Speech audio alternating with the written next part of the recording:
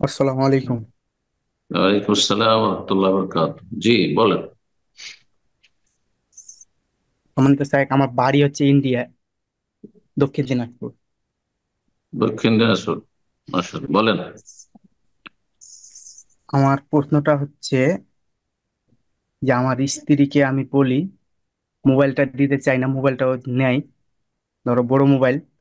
আমি দেওয়ার পরেও ও তোমার হচ্ছে মোবাইলটা আমি যখন নিয়ে চলে যাই, কাজে চলে যাই, যাওয়ার পরে ও ধরো রাগ দেখায় দেওয়ালে, বা তোমার হচ্ছে মাথাতে মাথা ঠুনকার মতো করে, বমি টুমি কেন? হয়, অসুখ হয়। কেন? কেন রাগ দেখায়?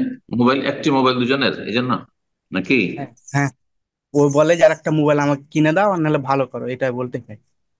না, মোবাইল জরুরি না আমি বাড়িতে যে। মোবাইল জরুরি না, আপনার যদি আর্থিক সামর্থ্য থাকে, পয়সা আছে কিনে দেওয়ার মতো, কিনে দেবেন। নফল কাজ এটি। স্ত্রীকে মোবাইল কিনে দেওয়া ওয়াজিব না, ফরজ না, হ্যাঁ, সুন্নত না, নফল কাজ, পারলে ভালো। যদি আর্থিক সচ্ছলতা থাকে দেবেন। জি। আমার একটা প্রশ্ন ছিল, তোমার হচ্ছে যে ভরণ ভরণ ভরণ পোষণ যে ফরজ আপনার ওপর, তার থাকার জায়গা দেওয়া, খাবার দাবার দেওয়া, এর অন্তর্ভুক্ত মোবাইল নাই। স্ত্রীকে মোবাইল দেওয়া কোনো ফরজ ওয়াজিব সুন্নত কাজ নেই, মোস্তাহাব কাজ। দিতে পারলে ভালো, সামর্থ্যবানদের জন্য। না দিতে পারে কোনো দোষ নেই, কোনো তিরস্কার নেই, কোনো দাবি করার অধিকার নেই। জি। আসসালামু আলাইকুম স্যার। ওয়ালাইকুম আসসালাম রহমতুল্লাহ বরকাত। জি, বাংলাদেশ থেকে বলছিলাম। আমার প্রশ্ন বলেন। হচ্ছে, সালাতে এবং সালাতের বাইরে সূরা বাকারা শেষে আমিন বলা যাবে কি?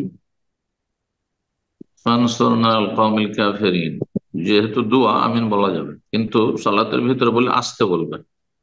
ওয়ালা দলিনের পরে যে আমিন জোরে বলা হাদিস রয়েছে, ওইরকম জোরে বলা চলবে না, আসতে বলবেন। জি। বাইরে বললে আসতে বলেন, জোরে কোনো সময়।